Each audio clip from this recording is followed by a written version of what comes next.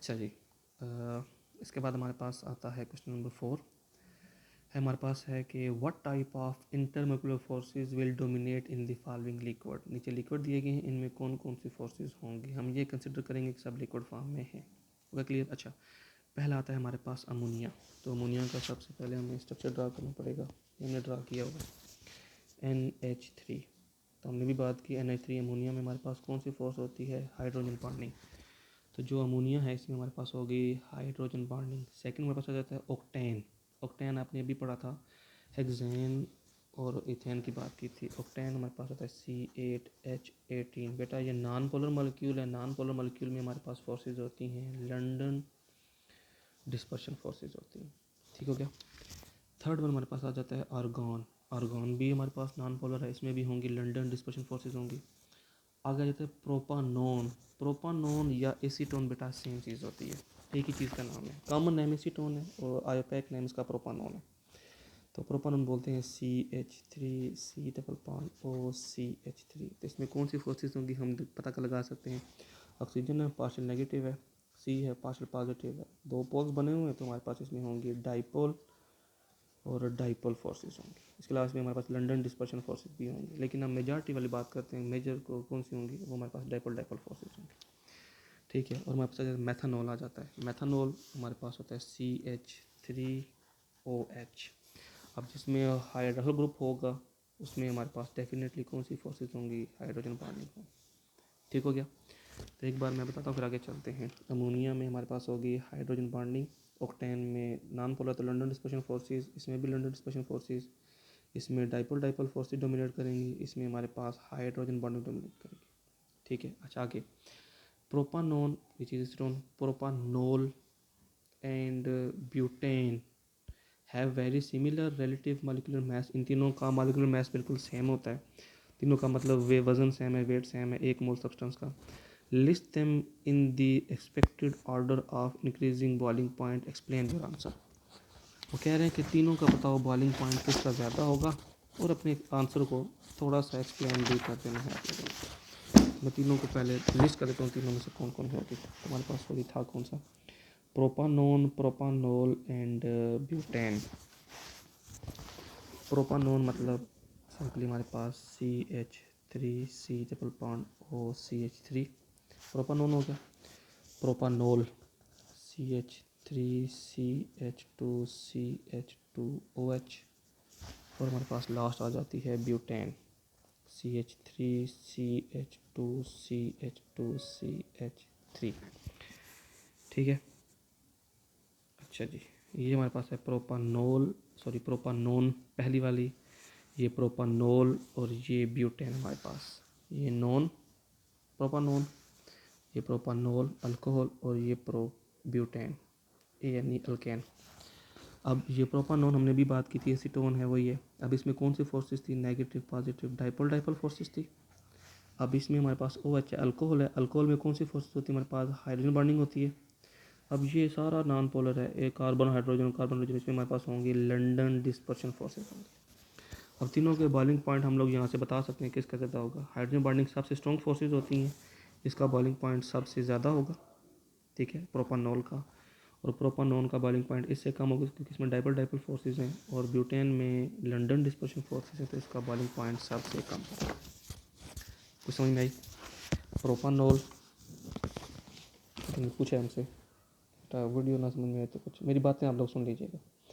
Propanol CH3CH2CH2OH, ये propanol है जिसमें हम OH है तो कौन सी बॉन्डिंग होगी, हाइड्रोजन बॉन्डिंग होगी। दूसरी हमारे पास CH3C OCH3, ये प्रोपानोन हो गया, इसमें हमारे पास होती है डाइपोल फोर्स। और हमारे पास last one CH3 butane CH2CH3, इसमें हमारे पास होती है सिंपल लंदन डिस्पर्शन फोर्स। तो हाइड्रोजन बॉन्डिंग सबसे स्ट्रॉन्ग फोर्स होती है तो इसका बॉइलिंग पॉइंट सबसे ज़्यादा होगा। देन एसीटोन का, देन हमारे पास आ जाएगा लास्ट वन इसका ब्यूटेन। हो गया। अच्छा जी, हो जाएगा उम्मीद है आपसे। अच्छा आगे आ जाता है question number 5, explain the following with reason. In the hydrogen bonded structure of hydrogen fluoride, which is the stronger bond, the shorter covalent bond or the longest hydrogen bond between different molecules?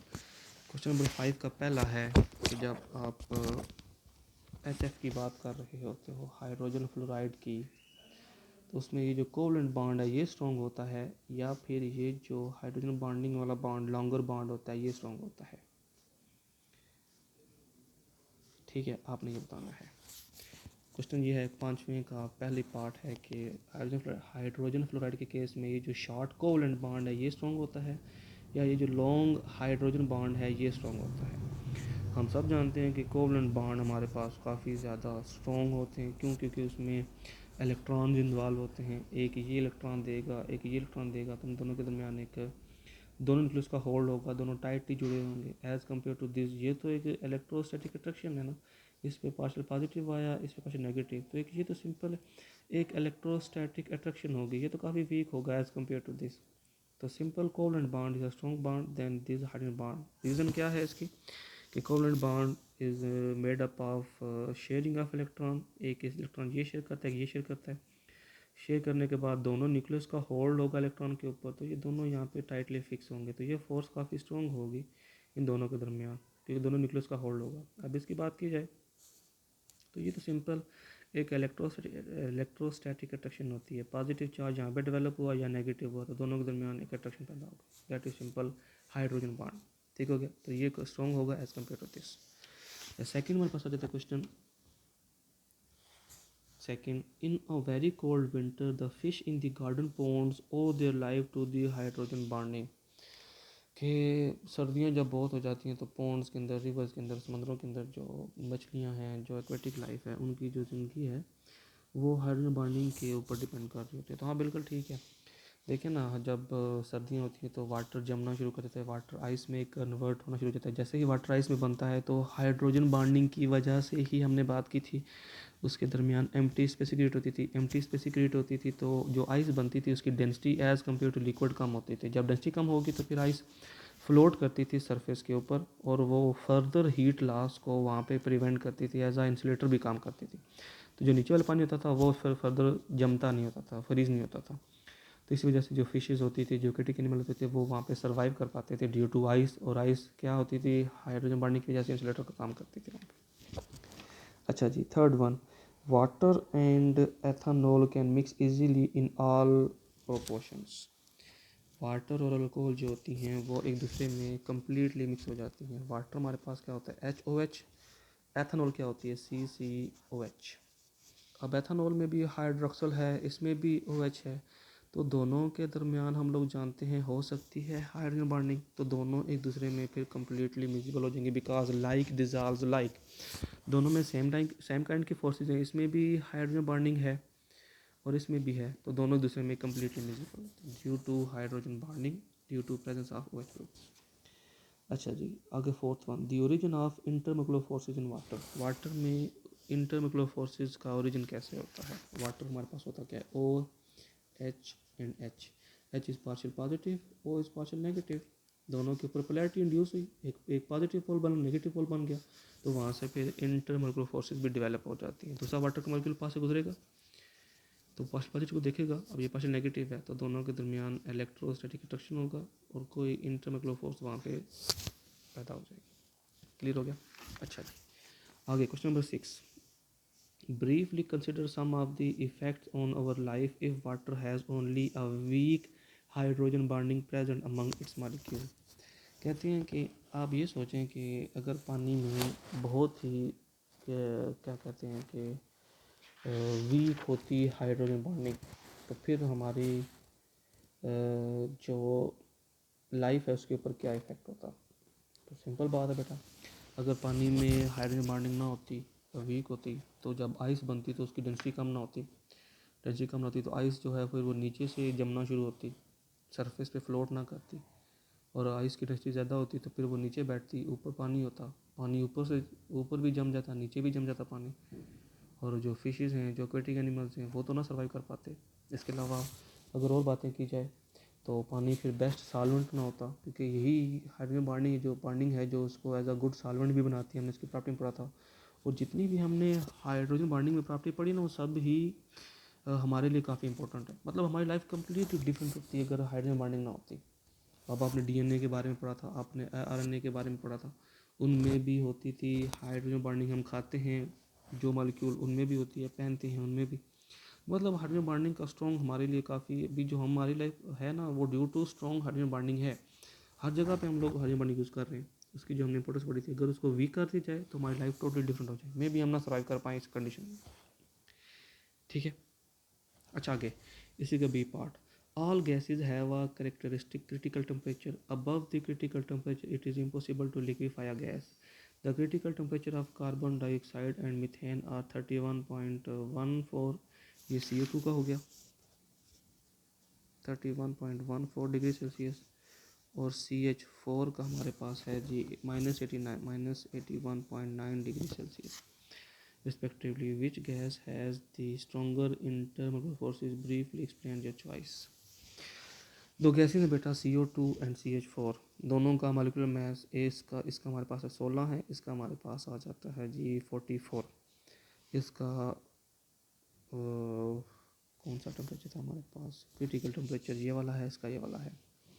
पहले तो समझो critical temperature होता क्या है। हमने बात की थी क्रिटिकल टेम्परेचर वो टेम्परेचर होता है जिस टेम्परेचर से ऊपर किसी गैस को लिक्विड में कन्वर्ट नहीं किया जा सकता। मतलब जो 31.14 है ना, अगर ये 31.15 हो जाए तो आप जो मर्जी कर लो, CO2 कभी भी लिक्विफाई नहीं हो पाएगी। CO2 तब लिक्विड में जाएगी जब वो 31.14 होगी या इससे बिलो होगी। Same is condition for CH4। तो -81.9 से अगर -82 कर दो तो CH4 के ऊपर जितना मर्जी डाल दो प्रेशर, वो लिक्विड में नहीं जाएगी। इसीलिए इस टेम्परेचर को लिक्विड क्रिटिकल टेम्परेचर भी कहते होते हैं। अब कहते हैं किसी गैस का हाई है किसी गैस का लो है, तो उसकी रीज़न क्या होती है बेटा, दो रीज़न होती है। मेन रीज़न आपको बता दूं, वो होती है हमारे पास इंटर मालिक्यूलर फोर्सेस। CO2 हमारे पास कैसे होती है, C double bond O C double bond O। CH4 हमारे पास कैसी होती है, CHHH। इसमें इलेक्ट्रोनेगेटिव डिफरेंस ना होने के बराबर होता है। मतलब ये बॉन्ड कम्प्लीटली नॉन पोलर होता है। नॉन पोलर जिसमें कौन सी फोर्स होगी, लंदन डिस्पर्शन फोर्स होगी, हो गया। लेकिन ये जो बॉन्ड है हमारे पास में ऑक्सीजन और कार्बन है सॉरी, ऑक्सीजन थाई नेगेटिव है, कार्बन थाई पॉजिटिव है, ये नेगेटिव है ये पॉजिटिव है। ओवरऑल तो हम कहते हैं कि ये मॉलिक्यूल नॉन पोलर। क्यों? क्योंकि ये ऐसे दोनों एक दूसरे के कैंसिल कर देते हैं, तो ये molecule as a whole non polar हो जाता है। लेकिन इसका ये जो बॉन्ड है अकेला C डबल बॉन्ड O ये वाला, ये हमारे पास पोलर बॉन्ड होता है। अगर पोलर बॉन्ड है तो हमारे पास इसके दरमियान डाइपोल फोर्सेज होंगी। अगर ये भी पोलर हमारे पास तो इसके दरमियान भी डाइपोल फोर्सेज होंगी। तो मतलब अगर इसमें फोर्सेज डाइपोल हैं, यही वजह है ना कि इसका क्रिटिकल टेम्परेचर काफ़ी हाई होता है। इसके दरमियान फोर्सेज हमारे पास लंदन डिस्पर्शन फोर्सेज काफ़ी वीक फोर्सेज थी, जिनकी फोर्सेज वीक होंगी, जिनके दरमियान सॉरी मैं इसमें कोलन बॉन्ड की बात कर रहा हूँ, ये ऐसे होगा, हाँ थोड़ी ये नॉन पोलर होगा बॉन्ड। तो London dispersion forces week forces हैं, इसी वजह से उसका क्रिटिकल टेम्परेचर काफ़ी लो होता है, -81 है। और ये जो पोलर ऑलमोस्ट पोलर है बेटा, इसका बॉन्ड पोलर है। एज अ होल ये नॉन पोलर है, लेकिन इसके बॉन्ड पोलर होते हैं। अगर बॉन्ड पोलर है तो इसके दरमियान डाइपोल फोर्सेज होंगी फिर, जिस बिना पर इसका जो क्रिटिकल टेम्परेचर वो काफ़ी हाई होता है। तो हम कह सकते हैं कि जिनके दरमियान इंटरमोलर फोर्सेज वीक होती स्ट्रॉन्ग होती हैं, उनका क्रिटिकल टेम्परेचर भी हमारे पास काफ़ी ज़्यादा होता है। अच्छा आगे question number 7। 3 liquids have the properties mentioned against their names। 3 liquid हैं, उनकी प्रॉपर्टीज भी दी गई हैं। वाटर है, प्रोपानोन है, एसिडोन मतलब, एंड पेंटेन है, नीचे लिखे हुए C3H6O, और पेंटेन भी दिया हुआ है C5H12। इनकी प्रॉपर्टीज दी हुई है हमारे पास। मॉलिक्यूलर फार्मूला वाटर का है, प्रोपानोन का है, पेंटेन का है। इनके मोलर मास दिए हुए 18 है, 58 है, 72 है। Enthalpy of change of del H V दिया हुआ है 41 पॉइंट इसका है, इसका डेल एच वी कम है, इसका डेल एच वी से कम है। बॉइलिंग पॉइंट वाटर का 100 है, इसका 56 है, उसका 36 है।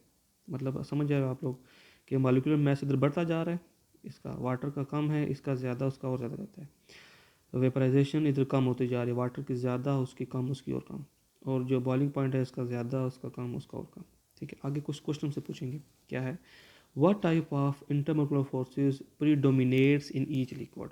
इन लिक्विड्स में इसमें कौन कौन सी इंटरमोलकुलर फोर्सेस प्रेजेंट होंगी? तो वाटर में कौन सी होती है हमारे पास, हाइड्रोजन बॉन्डिंग में डिस्कस किया हुआ है।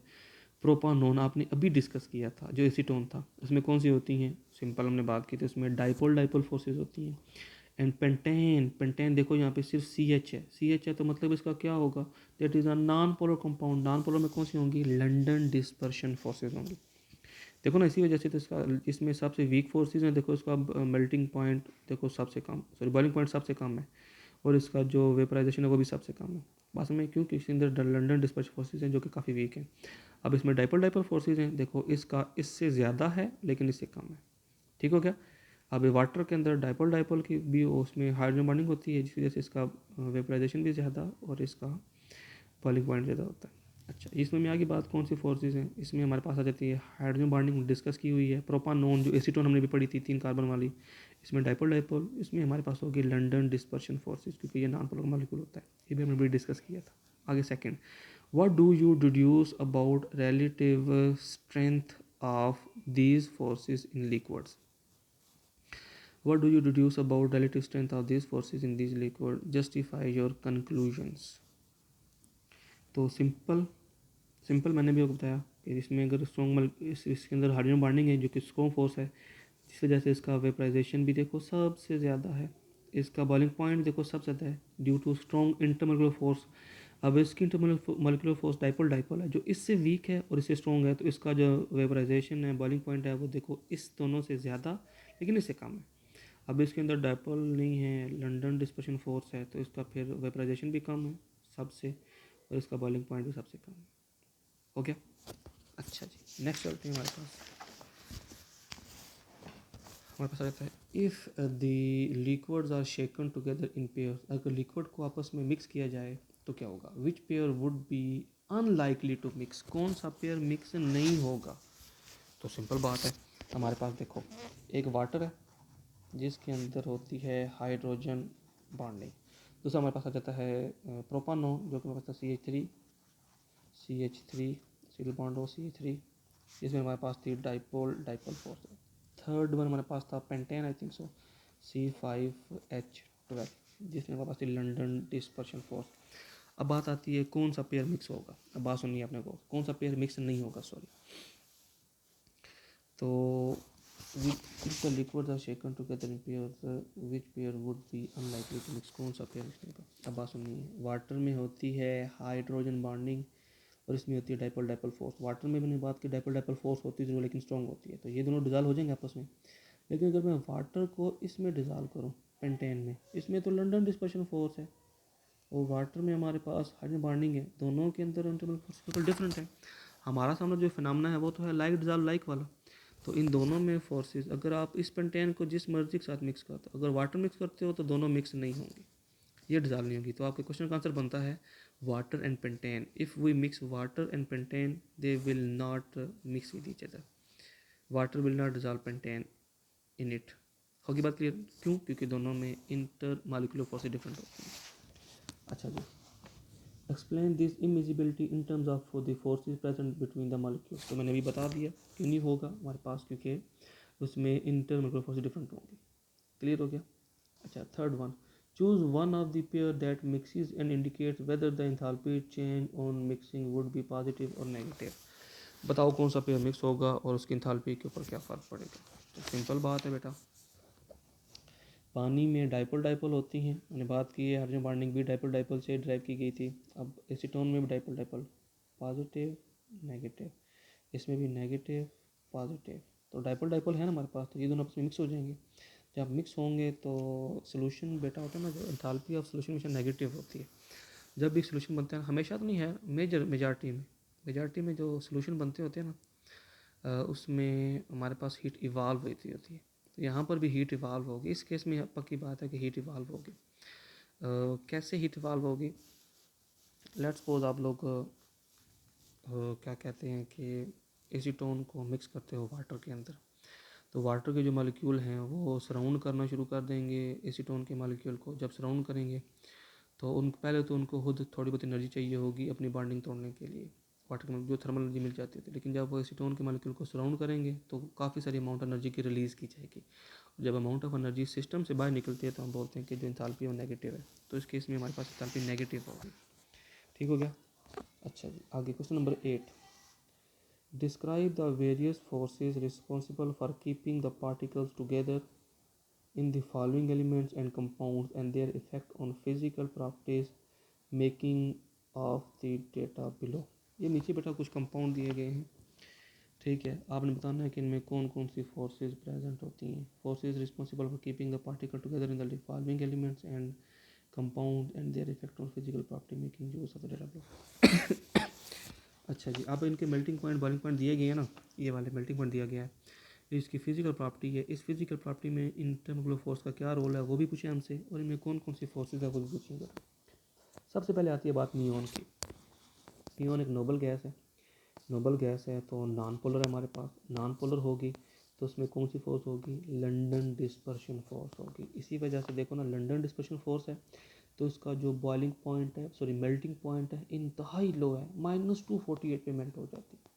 इतना लो है उसका मेल्टिंग पॉइंट है। क्यों? क्योंकि ये नॉन पोलर है, इसके दरमियान ना होने के बराबर इंटरेक्शन, कोई इसके दरमियान इंटरमोलकुलर फोर्स नहीं होगी। ठीक हो गया। सेकंड नंबर पर आ जाती है आर्गॉन। आर्गॉन भी एक नॉन पोलर गैस है लेकिन वो नियॉन से नीचे होती है, उसका साइज़ बड़ा होता है। ऐसी बात है ना, हीलियम, नियॉन, आर्गॉन, जब आप टॉप टू बॉटम जाते हो साइज़ बढ़ता जाता है। जब साइज़ बढ़ता जाता है तो उसमें जो लंदन डिस्पर्शन फोर्सेज होंगी उसकी स्ट्रेंथ बढ़ती जाएगी। क्यों? क्योंकि पोलराइजेबिलिटी बढ़ जाती है साइज़ बढ़ने से। जब पोलराइजेबिलिटी बढ़ेगी तो लंदन डिस्पर्शन फोर्सेज भी बढ़ेंगी, फोर्सेज बढ़ेंगी तो उसके मेल्टिंग पॉइंट भी बढ़ेंगे। देखो -248 से -189 बढ़ गए हमारे पास, होगी हमारे पास बात क्लियर होगी। अच्छा, देन वाटर। वाटर में हमारे पास कौन सी होती है, हाइड्रोजन बॉन्डिंग होती है। अगर होगी हाइड्रोजन बॉन्डिंग तो उसका मेल्टिंग पॉइंट भी ज़्यादा होगा। देखो 0 डिग्री सेल्सियस, -189 से 0, कितना बड़ा फ़र्क आ गया। होगी बात क्लियर। अच्छा आगे, सोडियम फ्लोराइड NaF। बेटा NaF एक आयनिक कंपाउंड है। आयनिक कंपाउंड में हमारे पास जो इंटरमोलर फोर्स होगी वो होगा आयनिक बॉन्ड होगा। जो आप लोगों ने अभी आयनिक सॉलिड नहीं पढ़े थे, ये उसी की एग्जांपल है NaF। ठीक है, तो आयनिक बॉन्ड काफ़ी स्ट्रॉन्ग बॉन्ड होते हैं, हाइड्रोजन बॉन्डिंग के मुकाबले में इंतहाई स्ट्रॉन्ग होते हैं, तो इसीलिए उसका जो मेल्टिंग पॉइंट हमारे पास वो होगा 993। क्लियर होगी बात। अब आगे डायमंड। डायमंड में हमारे पास आपने पढ़ा होगा कि हमने पढ़ा था कि डायमंड का स्ट्रक्चर कितना कम्प्लेक्स होता है। देखो एक कार्बन होता है, उसके 4 कोवलेंट बॉन्ड है, एक से कार्बन कार्बन कार्बन कार्बन, ये कार्बन फर्दर 4 कोवलेंट बॉन्ड बना रहा होता है, ये कार्बन फर्दर 4 बना रहा होता है। ऐसी बात है, सॉरी। ठीक है, अब ये जो कोवलेंट नेचर है ये through out the diamond extend हो रही होती है। अब इसका जो एंगल यहाँ पे बन रहा होता है वो भी आई थिंक सो 109.5 बन रहा होता है। टेट्राहेड्रल होता है और टेट्राहेड्रल में कोई रिंग स्ट्रैंड नहीं होती, कोई खिंचाव नहीं होता, मतलब स्टेबल सी अरेंजमेंट होती है ये वाली। तो अब सारे कोवलेंट बॉन्ड हैं, इन कोवलेंट बॉन्ड को तोड़ने के लिए, इनको मेल्ट करने के लिए हाई एनर्जी चाहिए होगी। इसी वजह से जो डायमंड है ना, डायमंड उसका मेल्टिंग पॉइंट देखो 3350 होता है, हाई मेल्टिंग पॉइंट होता है। हो गया क्लियर। अच्छा आगे question number 9। The boiling point and molar masses of hydrides of some first row elements are tabulated below। बेटा कुछ फर्स्ट क्वेश्चन क्या था, boiling point and molar masses of hydride or of hydrides of some first row elements are tabulated below. कुछ दिए कि boiling point and molar mass दिए हुए हैं, पूछा क्या है हमसे, suggest reason for the difference in the boiling point in term of type of molecules involve and nature of the force present in them. आपने मॉलिक्यूलर सॉरी इंटरमॉलिक्यूलर फोर्स के बारे में बताना है किसमें कौन सी है। अच्छा, CH4 methane non polar compound हमारे पास, ऐसी बात है ना। अगर नॉन पोलर कंपाउंड है तो इसमें कौन सी फोर्स होगी, London dispersion force, very weak force है, तो इसका जो बॉइलिंग पॉइंट होगा उसको भी काफ़ी कम होना चाहिए, जो कि हमारे पास यहाँ दिया हुआ है 109 दिया हुआ है केल्विन में। आगे अमोनिया। अमोनिया हमने बात की थी, अमोनिया Na3। इसमें हमारे पास क्या होती है, इसमें हमारे पास एक लोन पेयर है, इसमें हमारे पास होती है हाइड्रोजन बॉन्डिंग होती है। हम लोगों ने हाइड्रोजन बॉन्डिंग के केस में ही जो थर्मोडायनामिक प्रॉपर्टीज थी वहाँ पे डिस्कस किया था, इसमें बड़ी स्ट्रॉन्ग हाइड्रोजन बॉन्डिंग होती है। क्लियर होगी बात।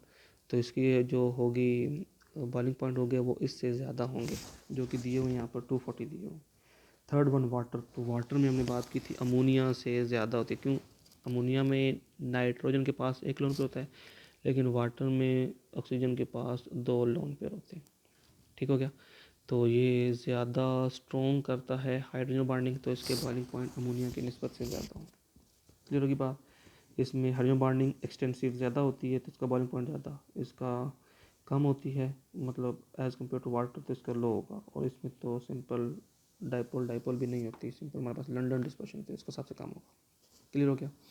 अच्छा आगे 10वां question, explain the term saturated vapour pressure arrange in order of increase vapour pressure.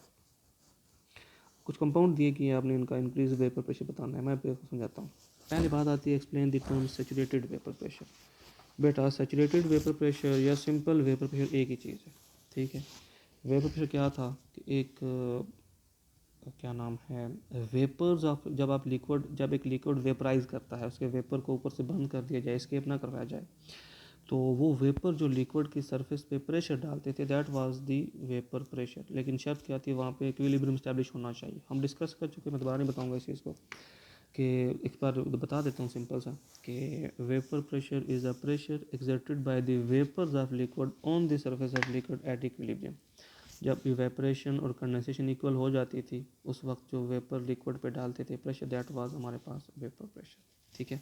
अब उन्होंने कुछ कंपाउंड दिए हैं, वो हमारे पास कौन से थे, एक 1 D M cube of water है, 1 D M cube of ethanol है, 50 G M cube of water है, 50 C M cube of ethanol है, एंड ईथर है हमारे पास।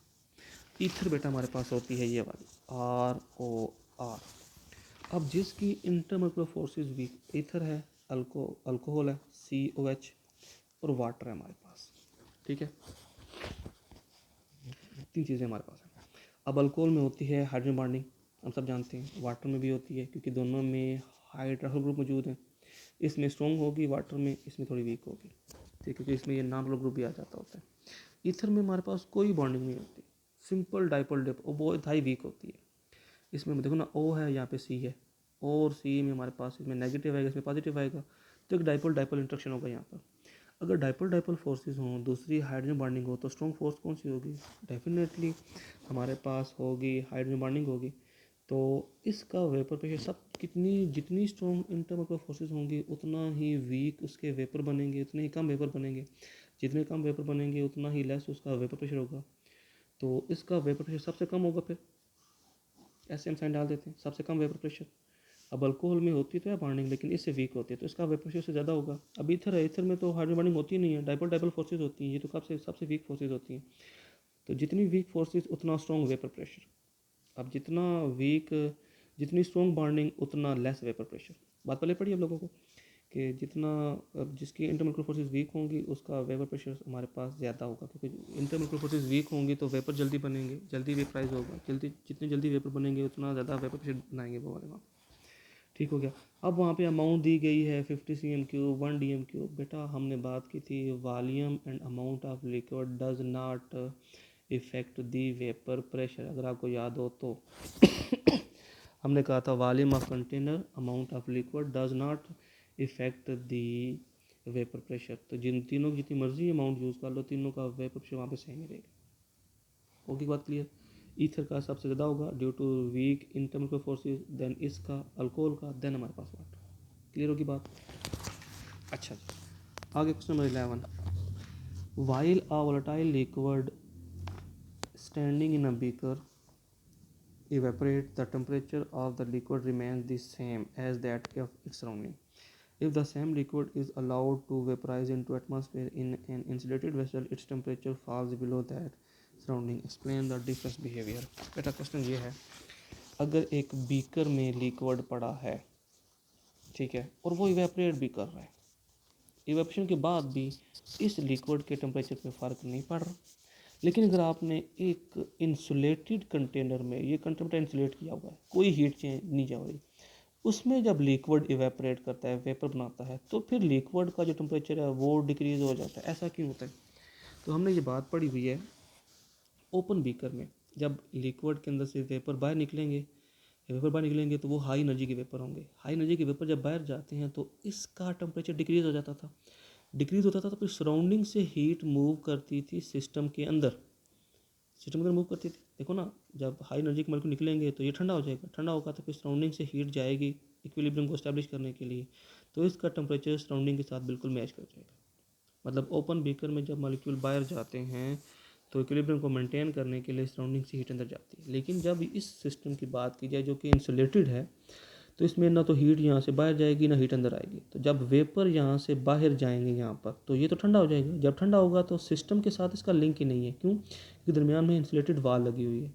तो फिर जब इसके अंदर से हाई एनर्जी मॉलिक्यूल बाहर निकल गए तो ये हमारे पास लिक्विड का टेम्परेचर लो हो जाएगा। सराउंडिंग बिल्कुल हेल्प नहीं करेगा इसकी, क्यों? क्योंकि दरमियान में इंसुलेशन वाल लगी हुई है। क्लियर होगी बात कि जब ओपन बीकर हो तो टेम्परेचर सेम रहता है, लेकिन बीकर बंद हो तो टेम्परेचर डिक्रीज़ हो जाता है। क्यों? क्योंकि इसमें तो सराउंडिंग ने हेल्प कर दी ना, सराउंडिंग ने इक्विलिब्रियम को मेंटेन कर दिया, लेकिन इसमें सराउंडिंग ने हेल्प नहीं की क्योंकि सिस्टम यहाँ पे इंसुलेटेड था।